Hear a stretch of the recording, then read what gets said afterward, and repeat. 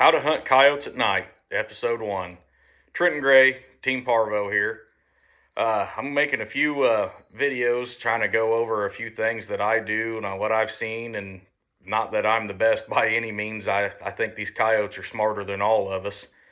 They're always learning from us, and I'm just going to try to help out, sharing with what I've learned, what I've seen, and hopefully it'll help you guys out.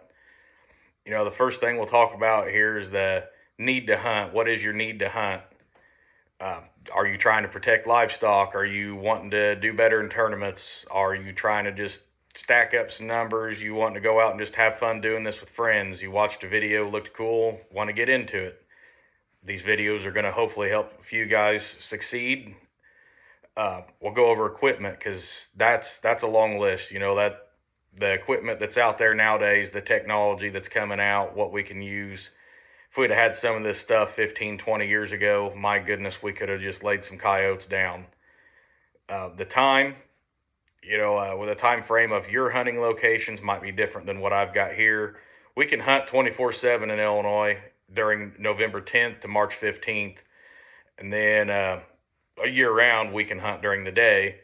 But the most time that guys are out hunting here, November 10th, March 15th, we're hunting at night. We do a little day hunting.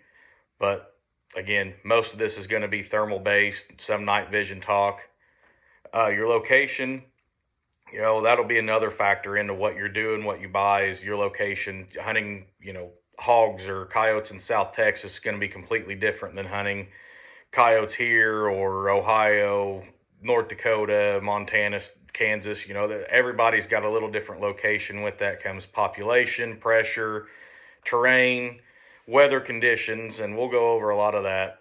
And this isn't easy. It's not just as simple in this area anyway of going out, you set the call up, the coyote runs up, stands 50 yards broadside, you shoot it, and then you just sit there and another one comes in.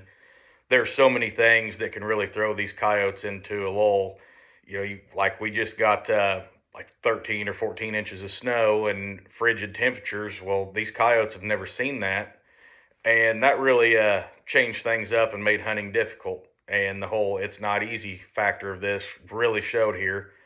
And then with the pressure that comes in, there's a lot of people getting into it. It makes it more difficult and trying to figure out what call to use, what sound to use, when to use it.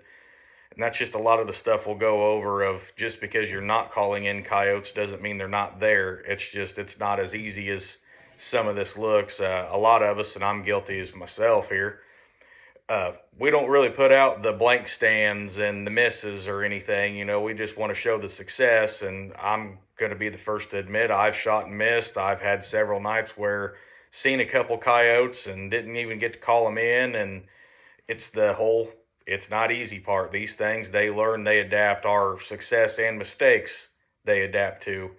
You call a pair in and get one.